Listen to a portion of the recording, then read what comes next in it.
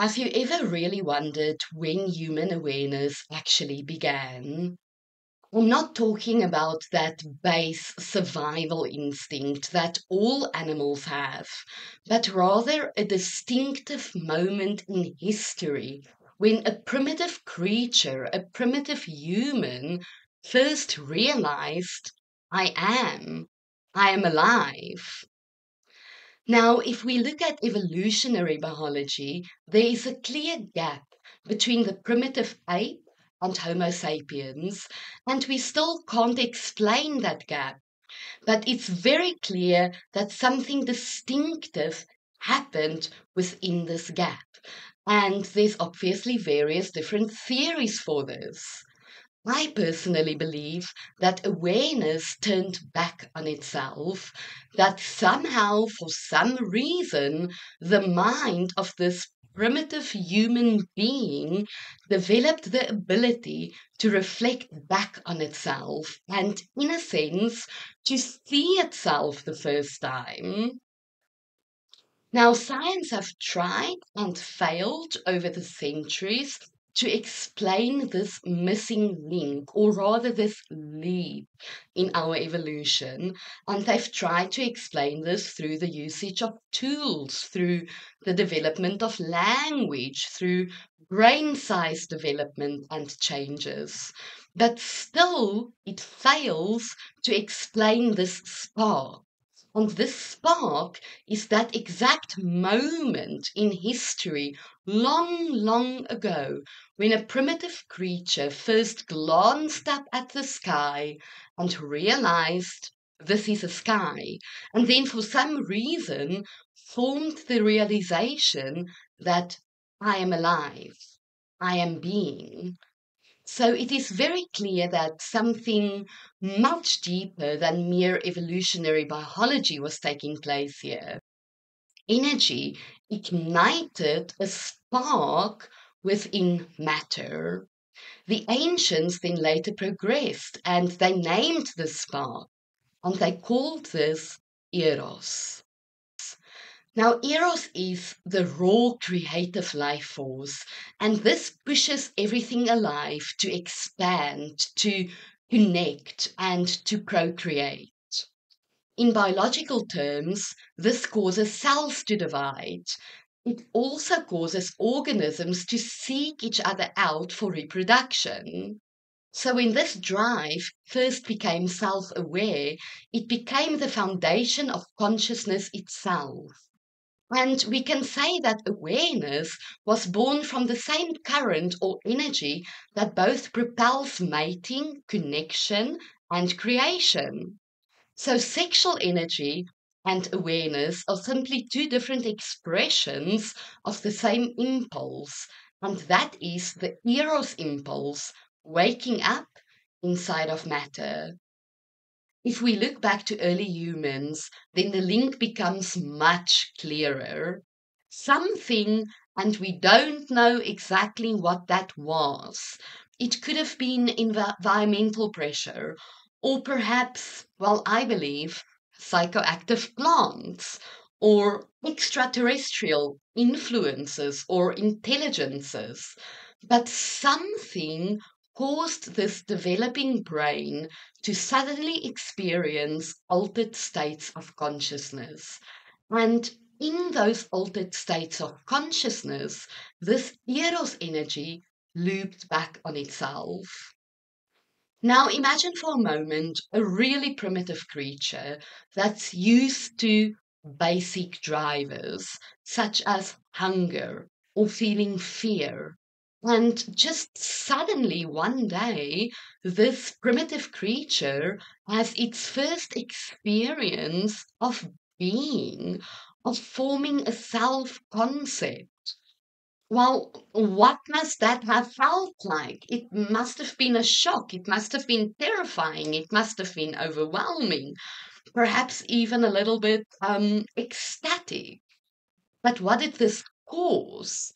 Well, this probably caused a massive surge of energy through this primitive nervous system, still a little bit unprepared for that level of self knowledge.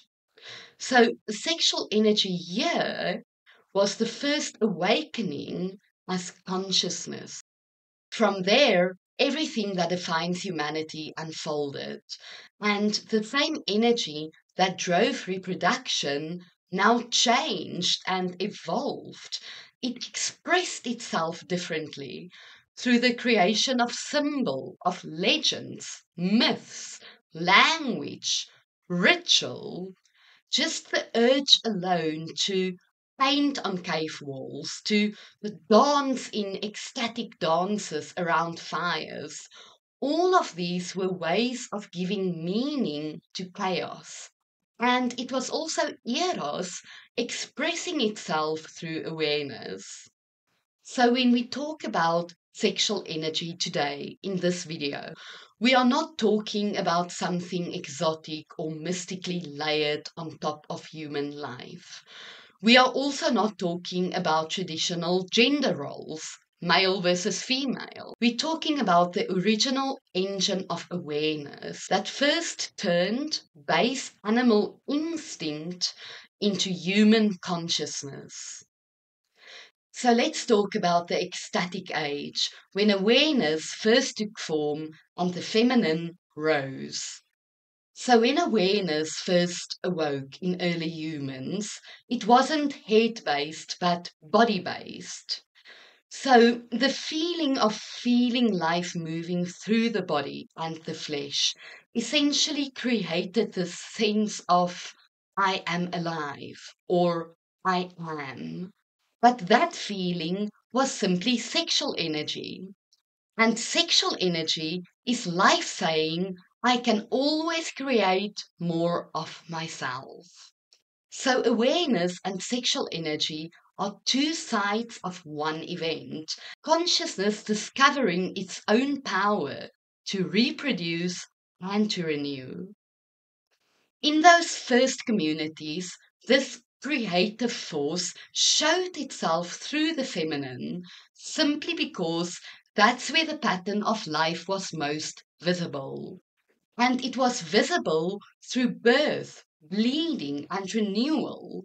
So early on, these tribes realized that the cycles of a woman's body naturally mimics the rhythms of the earth. And later on, they realized that these same motions appear in the seasons. But remember that back then, the Gaian mind and the human body was very much in sync. So the woman kind of just naturally became a living map of how energy moves. We know that psychedelics and sacred plants may have helped people to feel this connection more deeply. And we also know that certain tribes have used them in rituals designed to dissolve boundaries between the body and the landscape and living and dead. And we also know that repeating these things will imprint the cycles of nature within human awareness. Sexual energy is the glue of life. As awareness widened, people gathered around this, and fire circles, songs, shared meals, all of these kept the community in rhythm. To those tribes, sexual energy wasn't just about procreation, it held the group together. And it makes complete sense because when people dance together and share meals together and enter ecstatic rites together, then their heart synchronizes and their emotions soften and they naturally enter a state which the ancients called spirit. So, this was also the first form of collective meditation, and this was also powered by the same energy that once lit awareness inside a single brain. These ecstatic rites became the first human technologies. Over time, these spontaneous gatherings became deliberate, and chanting, drumming, even sacred union, all of these ideas were introduced and then timed to the moon and the seasons, ultimately following the feminine principle of rise and return. So, when that current flowed in harmony with nature, ironically, harvests were always steady and conflicts always eased. So, priestesses became the early keepers or technicians of energy, and their job was to keep the communal field active and alive between passion and peace, and fertility and rest, ultimately between life and death. All of this eventually led to the feminine becoming the cosmic order. And we can see this in how civilizations carried this knowledge forward. In ancient Sumeria, temples dedicated to Inanna and to Ishtar was energy technology, where offerings were made, and sacred union was a way of harmonizing or balancing the city's rhythm. Sacred union between priest and priestess was also a way of restoring this cosmic polarity, ultimately rebalancing and restoring this circuit between the human and the divine. Egypt further transformed this into theology, and the goddess Isis represented the generative field, and the god Osiris the activating spark. So their myth of death and reassembly taught us that creation demands two things, and that is destruction and renewal. So each festival held in Isis's name reminded the people that the energy flowing through the Nile River was literally the same energy flowing through the womb. By the time we get to ancient Greece, this ecstatic principle transformed itself into the Eleusinian mysteries, a philosophy and a practice. And if I remember correctly, each person was only allowed to attend once in their lifetime. This is how important it was to the ancient Greece people. Now, this festival involved fasting, darkness, and a very specific drink. And this drink induced trance like or psychedelic like states, altered states of consciousness. And the purpose of this was gaining knowledge knowledge on how energy flows through the body and also on how life renews itself. Across all of these cultures, one law stayed the same. The feminine current was the balancing axis of the world. Her lunar rhythms shaped time. Temple interiors mimicked her womb, and energetically she received and renewed the masculine impulse, hence completing this circuit. The masculine gives direction, but the feminine ensures return of the energy.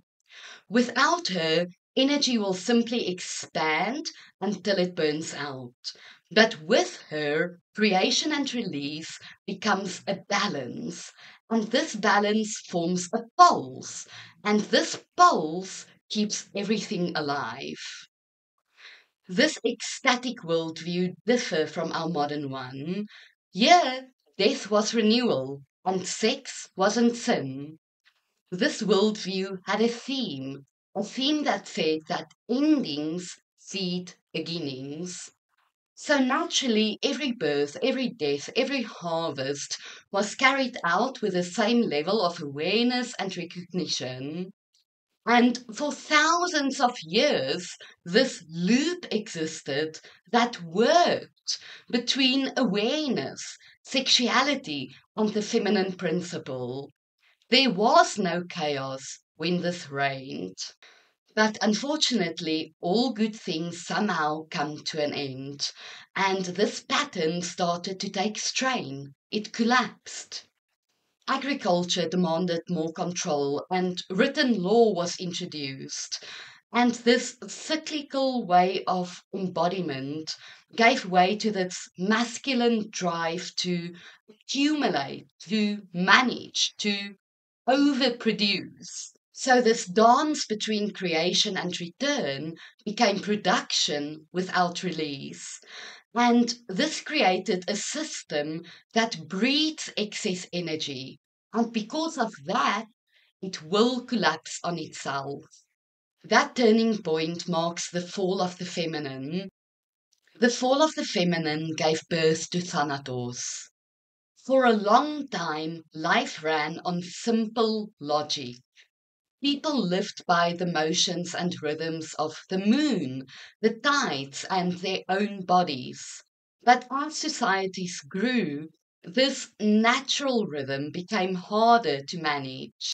This is where the masculine mode of civilization began to dominate. And I don't mean male versus female, although that technically happened too. I am referring to a shift in how consciousness operated. The feminine way was always cyclical and relational. It worked with what was already there. But the masculine way was different. It was linear and strategic. It sought to measure, control, and constantly improve. Now, at first, this wasn't a problem. It led to a lot of developments. But once it reached a point where control completely replaced cooperation and harmony, the entire system tipped out of balance. Agriculture and property laws caused hierarchies to develop, and the old priestesses who used to keep the balance between life and death, the cosmic balance, were now replaced by kings, by scribes, or soldiers. The result was that a civilization formed that was driven by output, conquest, and power. Now, all of these are properties of masculine energy when it is detached from the feminine. In psychological terms, this is also where repression began. Everything in life that couldn't be measured, like emotion, intuition, ecstasy, bliss, was labeled as weak or dangerous.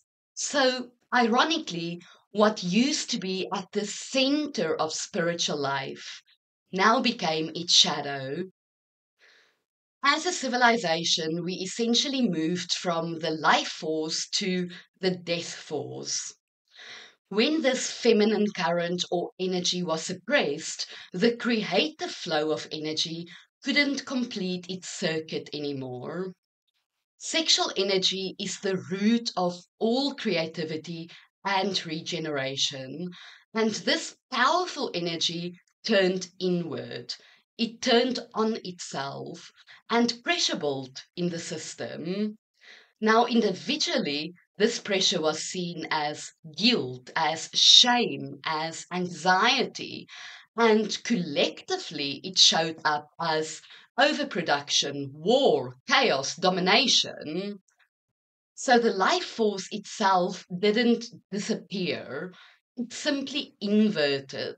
It turned on itself and it became a drive towards destruction instead of creation. This inversion is what Freud later called thanatos, the death drive. But its roots go much deeper than modern psychology. Every culture that cut itself off from the feminine experienced the same pattern. The libido that once animated life now dismantled it. And the more control a society exercised, the more violence and collapse followed. You can trace this through history and mythology alike. The goddess always becomes the demon. The poor serpent always becomes the symbol of sin. This is the same energetic reversal over and over again because the system can expand endlessly, but it can no longer renew itself. When a culture runs on control, individuals internalize this control. So the conscious mind identifies with order, structure, discipline, the masculine pole. The unconscious mind holds everything suppressed: emotions, intuition, sexuality, awareness of mortality. Now, this causes an internal split, and this internal split breeds tension. Repression traps the energy, and burnout is the discharge. The human being, like society, starts to live off stored charge alone, of willpower and not vitality. And when that charge runs out, and it will run out, the system will release through conflict, collapse, or self destruction. This is the real meaning of the death drive. It is not an individual wish to die, but a collective pull towards the inevitable collapse that will restore balance. As we create more power, we become more disconnected from this rhythm that keeps the power stable. When the current of life is blocked, it reverses into self destruction. Every civilization that has fallen has followed this energetic law. The masculine pole built extraordinary things, but it also built a species that no longer trusts its own nature. I really hope you found this video meaningful and insightful. If you did, please like, share, comment, and subscribe. You can also follow me on Patreon.